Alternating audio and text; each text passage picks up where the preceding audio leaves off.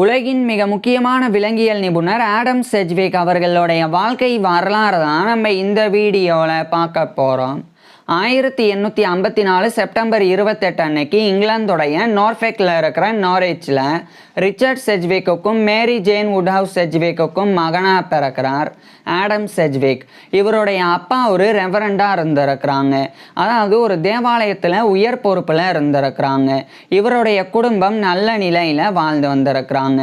Adam செட்ஜ்விக் பிறந்த பிறகு இவருடைய அப்பாவினுடைய திருப்பணியின் நிமித்தமாக ஆடம் செட்ஜ்விக்குடைய குடும்பம் இவங்க வாழ்ந்து வரக்கூடிய இங்கிலாந்துடைய நார்ஃபெக்கில் இருக்கிற நாரிச்சில் இருந்து அதே இங்கிலாந்துடைய கம்பிரியாவில் இருக்கிற டென்ட் அப்படின்ற கிராமத்துக்கு இடம்பெயர்ந்து போயிடுறாங்க. அங்கு தான் ஆடம் செட்ஜ்விக் வளர ஆரம்பிச்சிருந்தாங்க. இதே சமயம் ஆடம் செட்ஜ்விக்குடைய அப்பாவான ரிச்சர்ட் செட்ஜ்விக் அந்த டென்ட் அப்படின்ற கிராமத்துடைய ஒரு விக்கரா நியமிக்கப்படுறாங்க. அதாவது அந்த டென்ட்டில் இருக்கக்கூடிய அனைத்து சர்ச்சஸ் தேவாலயங்களினுடைய ரெப்ரசன்டேட்டிவா பிரதிநிதியாக இவருடைய அப்பா நியமிக்கப்படுறாங்க. இந்த நிலையில் கரெக்டாக 1860ஆம் ஆண்டுடைய ஆரம்ப காலகட்டத்தில் ஆடம் செட்ஜ்விக்கு 5 வயசு இருக்கும்போது, அதாவது ஆடம் செட்ஜ்விக் செப்டம்பரில் பிறந்திருந்தனால 1860ஆம் ஆண்டுடைய ஆரம்ப காலகட்டத்தில் ஆடம் செட்ஜ்விக்கு 5 வயசு இருந்தது. அப்போது இவருடைய அப்பா இவரை படிக்க வைக்கிறதுக்காக இங்கிலாந்துடைய கம்பிரியாவில் இருக்கிற டென்ட்டில் இருந்து அதே இங்கிலாந்துடைய நார்த் யோர்க்ஷயரில் இருக்கிற கிகல்ஸ்விக் அப்படி இடத்துக்கு இவரை அனுப்பிடுறாங்க. குறிப்பாக அந்த கிகல்ஸ்விக்ல இருக்கக்கூடிய கிகல்ஸ்விக் ஸ்கூல் அப்படின்ற ஒரு போர்டிங் அண்ட் டே ஸ்கூல்ல இவரை சேர்த்துறாங்க. இந்த கிகல்ஸ்விக் ஸ்கூல்ல பிரைமரி எஜுகேஷன்ல ஆரம்பிச்சு ஹையர் எஜுகேஷன் வரைக்கும் படிக்கிறதுக்கு உண்டான ஃபெசிலிட்டிஸ் இருக்குது. மேலும் அந்த கிகல்ஸ்விக் ஸ்கூலில் தங்கி படிக்கிறதுக்கு உண்டான ஃபெசிலிட்டியும் இருக்குது. ஸோ அங்கு தங்கி ஆடம் செட்ஜ்விக் இவருடைய ஆரம்ப கல்வியை படிக்க ஆரம்பிச்சிருந்தாங்க. ஆரம்ப கல்வியின் போதிலிருந்தே சயின்ஸ் அறிவியல் பாடங்கள் படிக்கிறதுல ஆடம் செட்ஜ்விக் அதிக ஆர்வம் காட்டி வந்தாங்க. பிறகு 1865ஆம் ஆண்டுடைய ஆரம்ப காலகட்டத்தில் இவருடைய 10 வயதில் ஆடம் செட்ஜ்விக் இவருடைய ஆரம்ப கல்வியை முடிச்சிடுறாங்க. பிறகு அந்த கிகல்ஸ்விக் ஸ்கூலில் ஹையர் எஜுகேஷனும் படிக்கிறதுக்கு உண்டான ஃபெசிலிட்டி இருக்கிறனால ஆடம் செட்ஜ்விக் இவருடைய ஹையர் எஜுகேஷன் உயர்கல்வியையும் தொடர்ந்து அதே கிகல்ஸ்விக் ஸ்கூலில் படிக்க ஆரம்பிக்கிறாங்க. உயர்கல்வியின் போது ஆடம் செட்ஜ்விக் லட்டின் லாங்குவேஜையும் கிரீக் லாங்குவேஜையும் கற்றுக்கிட்டு வந்தாங்க. இந்த நிலையில தான் கரெக்டாக 1868ஆம் ஆண்டுடைய ஆரம்ப காலகட்டத்தில் ஆடம் செட்ஜ்விக்கு 13 வயது இருக்கும்போது இவருடைய அப்பா இந்த கிகல்ஸ்விக் ஸ்கூல்ல இருந்து இவருடைய படிப்பை பாதியில் நிப்பாட்டிட்டு இந்த இங்கிலாந்துடைய நார்த் யோர்க்ஷயரில் இருக்கிற கிகல்ஸ்விக்ல இருந்து அதே இங்கிலாந்துடைய வில்ச்சரில் இருக்கிற மால்பரான்ற இடத்துக்கு இவரை அனுப்பிடுறாங்க. அங்கே இருக்கக்கூடிய மால்பரா காலேஜ் அப்படின்ற ஒரு போர்டிங் அண்ட் டே ஸ்கூல், அங்கே இவரை சேர்த்துடுறாங்க. இந்த மால்பரா காலேஜ் அப்படின்றது ஹையர் எஜுகேஷன் படிக்கக்கூடிய ஒரு ஹை ஸ்கூலாக இருக்குது. ஸோ அங்கு சேர்ந்து ஆடம் செட்ஜ்விக் இவருடைய ஹையர் எஜுகேஷன் உயர்கல்வியை படிக்க ஆரம்பிக்கிறாங்க. உயர்கல்வியின் போது தொடர்ந்து இவர் அறிவியல் பாடங்கள் படிக்கிறதுல அதிகமான ஆர்வம் காட்டி வந்தாங்க. பிறகு மெல்ல ஆடம் செட்ஜ்விக் மருத்துவம் படித்து மருத்துவர் ஆகணும் அப்படின்னு டிசைட் பண்ணிடுறாங்க. இதுக்கிடையில் கரெக்டாக 1872ஆம் ஆண்டுடைய ஆரம்ப காலகட்டத்தில் இவருடைய 17 வயதில் ஆடம் செட்ஜ்விக் இவருடைய ஹையர் எஜுகேஷன் உயர்கல்வியை அந்த மால்பரா காலேஜிலேருந்து இவர் முடிச்சிடுறாங்க. முடிச்சதுக்கப்புறமா அதே மால்பரா காலேஜில் ஆடம் செட்ஜ்விக் ப்ரீ மெட்ரிகுலேஷன் ஸ்டடி பண்ண ஆரம்பிக்கிறாங்க. இது பிஃபோர் காலேஜ் ப்ரிப்பரட்டரி கோர்ஸ் அப்படின்னு அழைக்கப்படும். அதாவது காலேஜ் ஜாயின் பண்ணி படிக்கிறதுக்கு முன்னாடி படிக்கக்கூடிய ஒரு 1 இயர் கோர்ஸ் தான் இது 6th form education, A class education அப்படின்னு கூட அழைக்கப்படும். ஸோ அதை எடுத்து அந்த மால்பரா காலேஜில் அடுத்த ஓராண்டு ஆடம் செட்ஜ்விக் படிக்கிறாங்க. பிறகு இறுதியாக 1873ஆம் ஆண்டுடைய ஆரம்ப காலகட்டத்தில் இவருடைய 18 வயதில் ஆடம் செட்ஜ்விக் அந்த pre matriculation study before college preparatory course அப்படின்ற 1 இயர் கோர்ஸை மால்பரா காலேஜில் இருந்து கம்ப்ளீட் பண்ணிடுறாங்க. இதுக்கப்புறம் ஆடம் செட்ஜ்விக் மருத்துவம் படிக்கணும்னு விரும்பினால இவருடைய அப்பா இவரை இங்கிலாந்துடைய வில்ச்சரில் இருக்கிற மால்பரால இருந்து அதே இங்கிலாந்தில் இருக்கிற லண்டனுக்கு இவரை அனுப்பிடுறாங்க. குறிப்பாக லண்டனில் இருக்கிற கிங்ஸ் காலேஜ் லண்டன், அங்கே இவரை சேர்த்துடுறாங்க. அங்கு சேர்ந்து 1873ஆம் ஆண்டிலிருந்து ஆடம் செட்ஜ்விக் மருத்துவம் படிக்க ஆரம்பிக்கிறாங்க. மருத்துவ கல்வியின் போது இவர் அனாட்டமி உடற்கூறியல், பிசியாலஜி உடலியல், பெத்தாலஜி நோயியல், அதேமாதிரி மெட்டீரியா மெடிக்கா மருந்துகளினுடைய பண்புகள் குறித்து படிக்கிறது, கிளினிக்கல் மெடிசன் மருத்துவம், சர்ஜரி அறுவை சிகிச்சை அப்படின்னு இது போன்ற எல்லா பாடங்களையும் படித்து வந்தாங்க. ஆனால் மெல்ல மெல்ல ஆடம் செட்ஜ்விக்கு விலங்குகள் பற்றி படிக்கக்கூடிய ஜுவாலஜியில் அதிகமான விலங்கியல்லாம் அதிகமான ஆர்வம் ஏற்படுது. இதனால் 1874ஆம் ஆண்டு கிட்டத்தட்ட இவருடைய 19-20 வயதில் இவர் வந்து இவருடைய படிப்பை பாதியிலே நிப்பாட்டிடுறாங்க. அதாவது இந்த மருத்துவம் படிக்க ஆரம்பித்ததை அப்படியே வந்து பாதியில் நிப்பாட்டிடுறாங்க. நிப்பாட்டிட்டு இந்த இங்கிலாந்தில் இருக்கிற லண்டனில் இருந்து அதே இங்கிலாந்துடைய கேம்பிரிட்ஜரில் இருக்கிற கேம்பிரிட்ஜுக்கு இந்த 1874ஆம் ஆண்டு ஆடம் செட்ஜ்விக் போயிடுறாங்க.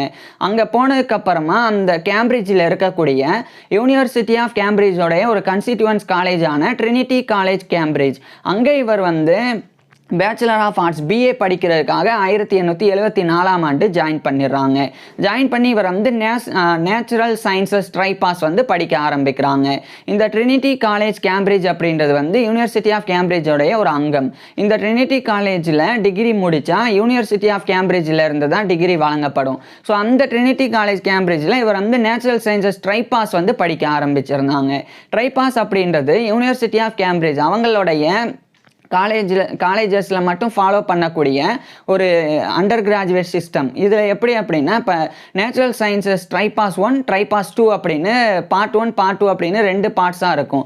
இது வந்து ஒவ்வொரு பார்ட்டும் 2 ஆண்டுகள். ஸோ மொத்தமாக 4 இயர்ஸ் டிகிரி. ஸோ இதை ஃபஸ்ட்டு ட்ரைபாஸ் முடித்தா 2 இயர்ஸ் கம்ப்ளீட் பண்ண மாதிரி, பார்ட் 2 ட்ரைபாஸையும் முடித்தா அது வந்து 4 இயர்ஸ் கம்ப்ளீட் பண்ணி முழுமையாக பேச்சுலர்ஸ் டிகிரி வந்து பெறக்கூடிய தகுதி பெற்ற மாதிரி. ஸோ அந்த மாதிரி இவர் வந்து நேச்சுரல் சயின்சஸ் ட்ரைபாஸ் வந்து ட்ரினிட்டி காலேஜ் கேம்பிரிட்ஜில் ஆடம் செட்ஜ்விக் வந்து படிக்க ஆரம்பிக்கிறாங்க. இந்த சமயம் இவர் வந்து ஜுவாலஜி பேச்சுலர் ஆஃப் ஆர்ட்ஸில் ஜுவாலஜி விலங்கியல் தான் மேஜர் சப்ஜெக்டாக இவர் படிக்க ஆரம்பிக்கிறாங்க.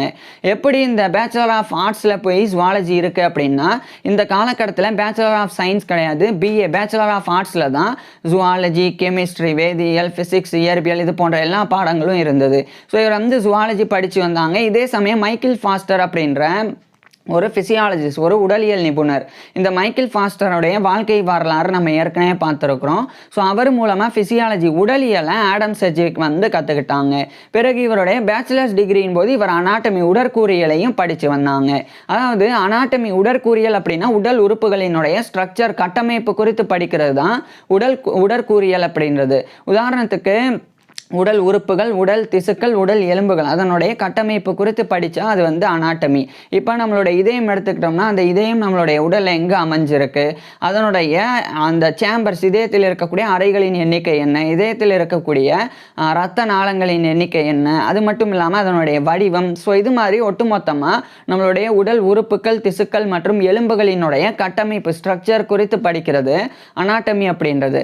அதே சமயம் ஃபிசியாலஜி உடலியல் அப்படின்னா உடல் உறுப்புகளினுடைய ஃபங்க்ஷன் செயல்பாடுகள் குறித்து படிக்கிறது தான் ஃபிசியாலஜி அப்படின்றது. உதாரணத்துக்கு நம்மளுடைய உடலில் எப்படி இதயம் துடிக்குது, எப்படி நம்மளுடைய உடலில் பிளட் சர்க்குலேட் ஆகுது, இது மாதிரி உடலில் நடக்கக்கூடிய செயல்பாடுகள் குறித்து படிக்கிறது உடலியல், ஃபிசியாலஜி அப்படின்றது. ஸோ இந்த 2 பாடங்களை அதிக கவனம் செலுத்தி ஆடம் செட்ஜ்விக் படித்து வந்தாங்க. இதுக்கப்புறமா ஃப்ரான்சிஸ் மெய்ட்லாண்ட் பால்ஃபோர் அப்படின்னு சொல்லி ஒரு விஞ்ஞானி, இவர் வந்து ஒரு எம்பிரியாலஜி கற்பிக்கக்கூடிய கருவியல் கற்பிக்கக்கூடியவராக இருந்தாங்க. ஸோ அவர் மூலமாக எம்பிரியாலஜியை ஆடம் செட்ஜ்விக் வந்து படித்து வந்தாங்க. எம்பிரியாலஜி கருவியல் அப்படின்றது ஒரு பெண் உயிரினத்தினுடைய கருவில் இருக்கக்கூடிய கருப்பை, கருமுட்டை, அதனுடைய வளர்ச்சி இது குறித்துலாம் படிக்கிறது எம்பிரியாலஜி அப்படின்றது.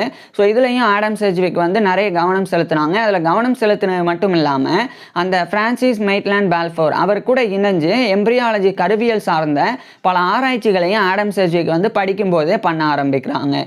இதுக்கிடையில் 1878ஆம் ஆண்டு இவருடைய கிட்டத்தட்ட 23-24 வயதில் ஆடம் செட்ஜ்விக் வந்து இந்த பேச்சுலர் ஆஃப் ஆர்ட்ஸ் வந்து நேச்சுரல் சயின்சஸ் ட்ரைபாஸை இவர் வந்து ஃபஸ்ட் கிளாஸ் ஆனர்ஸில் ட்ரினிட்டி காலேஜ் கேம்பிரிட்ஜிலேருந்து இவர் வந்து கம்ப்ளீட் பண்ணுறாங்க. பண்ண உடனடியாக இதே 1878ஆம் ஆண்டு இவர் ஒரு டெமான்ஸ்ட்ரேட்டர் இன் எம்பிரியாலஜியாக நியமிக்கப்படுறாங்க. அதாவது டெமான்ஸ்ட்ரேட்டர் அப்படின்ற பொறுப்பு என்னென்னா இப்போ வெறும் தியரிட்டிக்கலாக மட்டும் சொல்லி கொடுக்காம நேரடியாக இப்போ உடல் உறுப்புகள் பற்றி கற்பிக்கிறாங்கன்னா அந்த உடல் உறுப்பு ஒரு சடலத்தில் இருந்தோ அல்லது விலங்குகளில் இருந்தோ அதை வந்து டைசெக்ட் பண்ணி வெளியெடுத்து அதை வந்து நேரடியாக கற்பிக்கிறது. அது மட்டும் இல்லாமல் மெடிக்கல் இன்ஸ்ட்ருமெண்ட்ஸ் பயன்படுத்தி அதை வந்து டிராயிங் பண்ணி அதன் மூலமாக கற்பிக்கிறது. இதுதான் டெமான்ஸ்ட்ரேட்டர் அப்படின்ற பதவி. இதில் இவர் குறிப்பாக எம்பிரியாலஜி சப்ஜெக்டை தான் டெமான்ஸ்ட்ரேட் பண்ண ஆரம்பிக்கிறாங்க. ஸோ கருப்பை, கருமுட்டை, கரு வளர்ச்சி இது குறித்துலாம் கற்பிக்கணும் மாணவர்களுக்கு. ஸோ அந்த மாதிரி ஒரு டெமான்ஸ்ட்ரேட்டராக இவர் வந்து நியமிக்கப்பட்டாங்க. இதுக்கப்புறம் இவர் வந்து அதே ட்ரினிட்டி காலேஜ் கேம்பிரிட்ஜில் ஆடம் செட்ஜ்விக் வந்து ஒரு டெமான்ஸ்ட்ரேட்டர் இன் எம்ப்ரியாலஜியாக ஒர்க் பண்ணிக்கிட்டே மாஸ்டர் ஆஃப் ஆர்ட்ஸ் எம்ஏவும் படிக்க ஆரம்பிக்கிறாங்க. இதுவும் நேச்சுரல் சயின்சஸ் இயற்கை அறிவியலில் தான் இவர் எம்ஏவும் படித்து வந்தாங்க. இதுக்கிடையில் 1880ஆம் ஆண்டு ட்ரினிட்டி காலேஜ் கேம்பிரிட்ஜ் அதனுடைய ஒரு ஃபெல்லோவாக இவர் வந்து தேர்ந்தெடுக்கப்படுறாங்க. மேலும் இதே 1880ஆம் ஆண்டு British Association for the Advancement of Sciences அதனுடைய ஒரு மெம்பராகவும் இவர் வந்து தேர்ந்தெடுக்கப்படுறாங்க.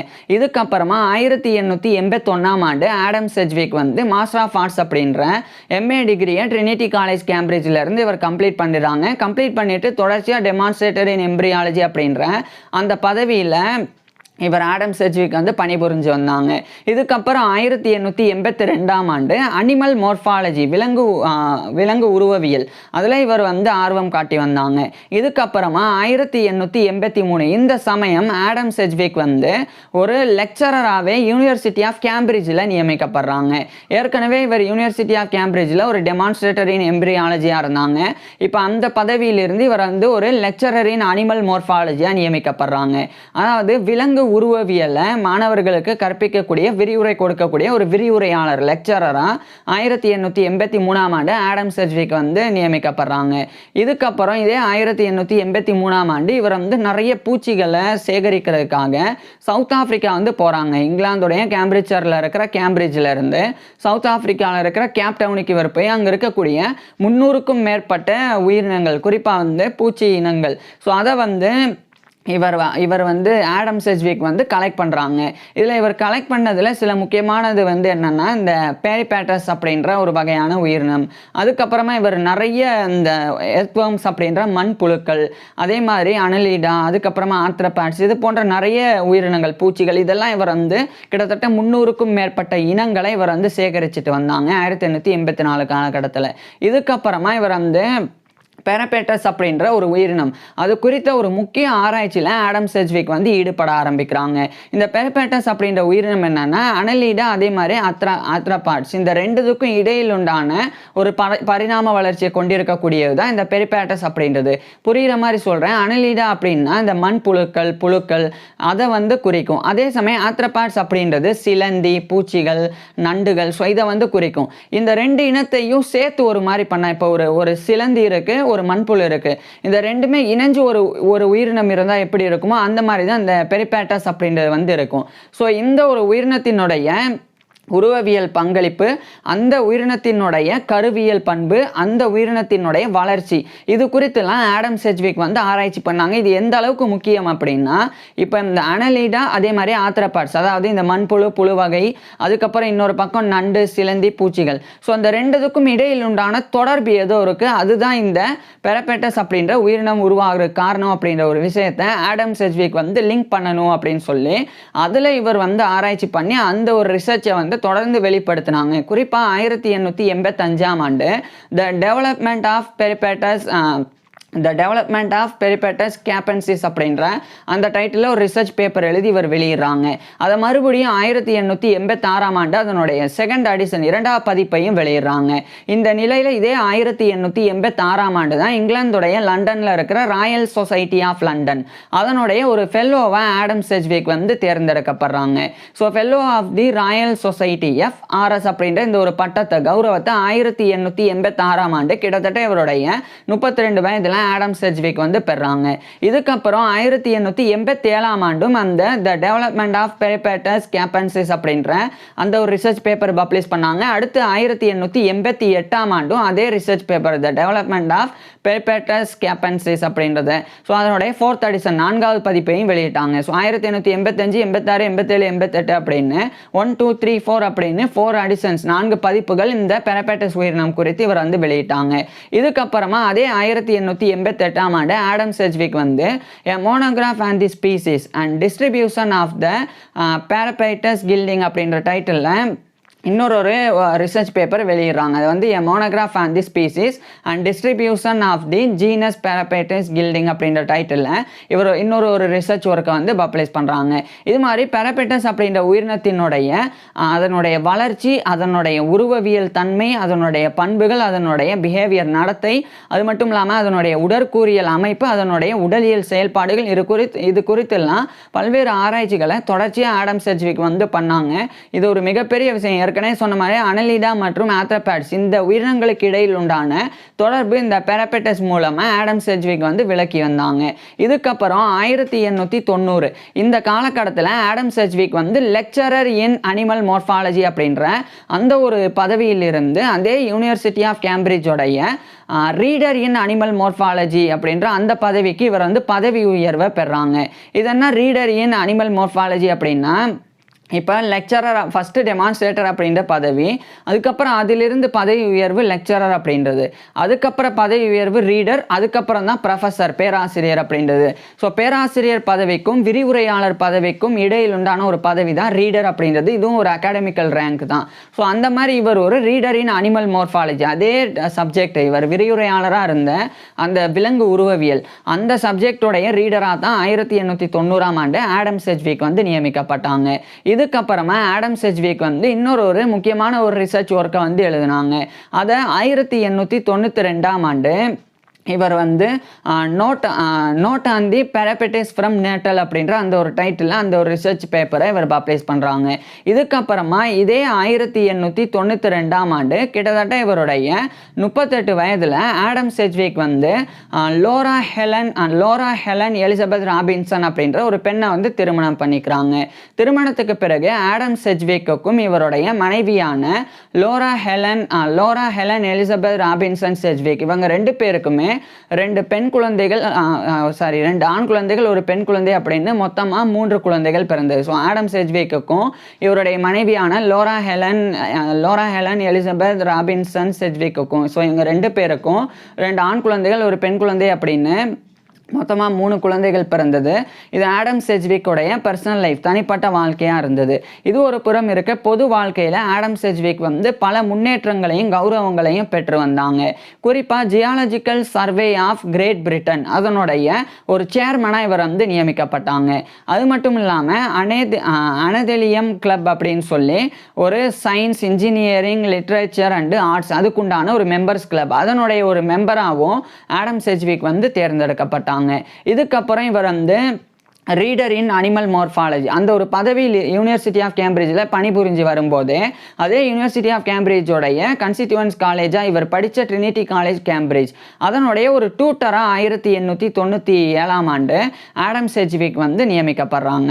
இதுக்கப்புறமா ஆடம் செட்ஜ்விக் வந்து 2 இடத்துல ட்ரினிட்டி காலேஜ் கேம்பிரிட்ஜோடைய டியூட்டராகவும் யூனிவர்சிட்டி ஆஃப் கேம்பிரிட்ஜோடைய ரீடர் இன் அனிமல் மார்ஃபாலஜியாகவும் பணிபுரிஞ்சாங்க. இந்த நிலையில் தான் இவர் வந்து students text book of zoology அப்படின்னு விலங்கியலுக்கு உண்டான ஒரு பாட புத்தகம், ஒரு பாட நூல், இது 1898ஆம் ஆண்டு ஆடம் செட்ஜ்விக் எழுதி பப்ளிஷ் பண்ணாங்க. இது வந்து மிகப்பெரிய அளவில் பல்கலைக்கழகங்களில் பயன்படுத்தப்பட வேண்டிய ஒரு பாடநூலாக, விலங்கியல் பாடநூலாக மாறுது.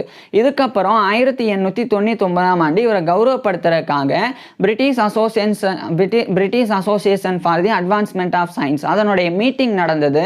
அந்த பிரிட்டிஷ் அசோசியேஷனுடைய மீட்டிங்குடைய ஜுவாலஜி செக்ஷன் அதனுடைய ஒரு பிரசிடெண்டாக 1899ஆம் ஆண்டு ஆடம் செட்ஜ்விக் வந்து நியமிக்கப்பட்டாங்க.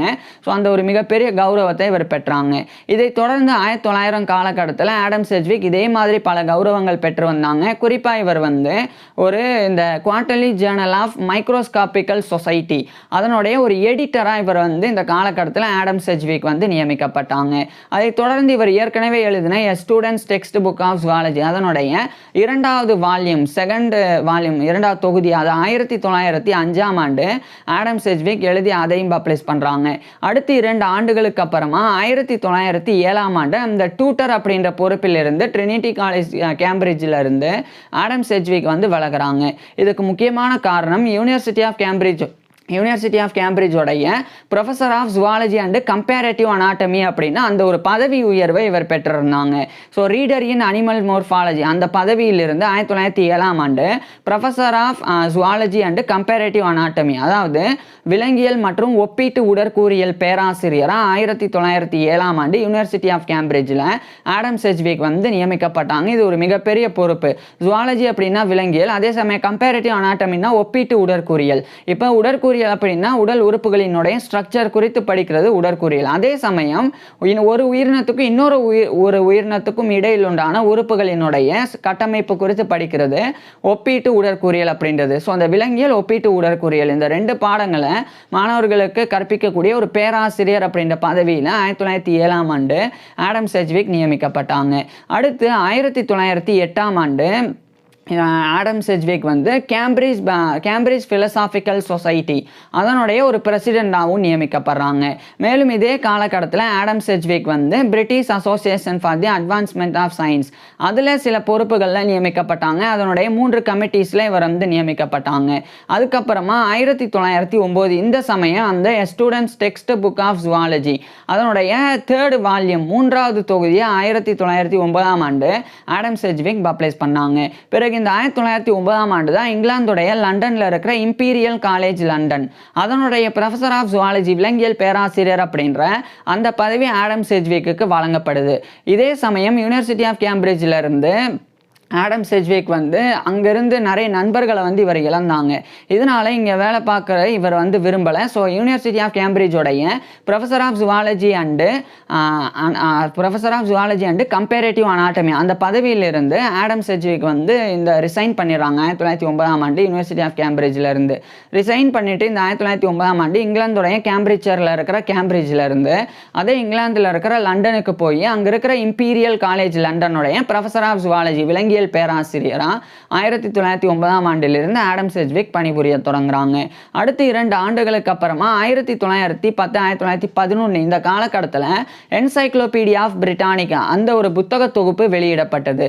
அதில் ஒரு சில ஆர்டிகல்ஸில் இவர் கான்ட்ரிபியூட் பண்ணி அதை ஆடம் செஜ்விக் எழுதி பப்ளிஷ் பண்ணியிருந்தாங்க.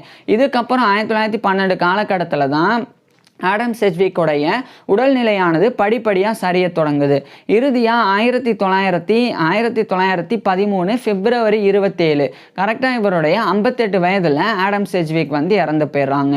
ஸோ 1913 பிப்ரவரி 27 இவருடைய 58 வயதில் ஆடம் செஜ்விக் இறந்து போயிடுறாங்க. இவர் இறந்து போன பிறகு தான் ஆடம் செஜ்விக்குடைய மனைவி குழந்தைகளான அந்த லோரா ஹெலன் எலிசபெத் ராபின்சன் செஜ்விக் அதுக்கப்புறம் இவருடைய 2 மகன்கள் ஒரு மகள் ஸோ அவங்கெல்லாம் இறந்தாங்க. இதெல்லாம் ஆடம் செஜ்விக்குடைய பர்சனல் லைஃப். இன்னொரு பக்கம் ஆடம் செஜ்விக்குடைய ஒரு கிரேட் அங்கிள் இவருடைய பேர் தான் ஆடம் செஜ்விக் அப்படின்னு தான் அவரும் கூட. ஆனால் அவர் ஒரு ஜியாலஜிஸ்ட் புவியியலாளராக இருந்தாங்க. குறிப்பாக அவர் 1785 மார்ச் 22 பிறந்து 1873 ஜனவரி 27 இந்த காலகட்டம் வரைக்கும் வாழ்ந்தவர். ஸோ அவர் ஒரு தலை சிறந்த புவியியலாளர். ஸோ அவருடைய கிரேட் நெஃப்யூ தான் இந்த ஆடம் செஜ்விக் அப்படின்ற ஜுவாலஜிஸ்ட் விலங்கியல் நிபுணர். ஸோ ஆடம் செஜ்விக்கோடைய பர்சனல் லைஃப் இதெல்லாம் இது ஒரு பக்கம் இருக்கு. ஆடம் செஜ்விக் விலங்கியலுக்கும் இந்த பூச்சியியல் இதில் ஆற்றின பங்களிப்பு எம்பிரியாலஜியில் பண்ண பங்களிப்புலாம் மிகப்பெரியது. இதுக்காக ஆடம் செஜ்விக்னால கண்டுபிடிக்கப்பட்ட சில விஷயங்கள் நான் ஏற்கனவே சொன்னேன். அனலிடா அப்படின்ற மண்புழு புழு வகை சார்ந்த இனம். அதே மாதிரி இந்த ஆத்ரோபாட்ஸ் அப்படின்ற சிலந்தி பூச்சி நண்டுகள் இது சார்ந்த இனம். இந்த 2க்கும் இடையில் உண்டான தொடர்பாக தான் இந்த பேராபெட்டிஸ் அப்படின்ற உயிரினம். ஸோ அதை ஆடம் செஜ்விக் விளக்கி அதன் மூலமாக பல்வேறு அறிவு இந்த உலகத்தில் குறிப்பாக விலங்கியலில் கிடைக்கிறதுக்கு ஆடம் செஜ்விக் முக்கிய காரணமாக இருந்திருக்கிறாங்க. ஸோ இப்பேற்பட்ட ஆடம் செஜ்விக் இதனால தான் யுனைடெட் கிங்டமில் இன்னைக்கு வரைக்கும் போற்றப்படக்கூடிய விலங்கியல் நிபுணராக இருந்து வராங்க. ஸோ இப்பேற்பட்ட ஆடம் செஜ்விக் பற்றி நீங்கள் என்ன நினைக்கிறீங்க அப்படின்றத கீழே கமெண்ட்ஸில் சொல்லுங்கள். உங்களுக்கு எந்த மாதிரியான டாபிக்ஸில் எந்த மாதிரியான வீடியோஸ் வேணும் அப்படின்றதையும் கீழே கமெண்ட்ஸில் சொல்லுங்கள். தேங்க்யூ.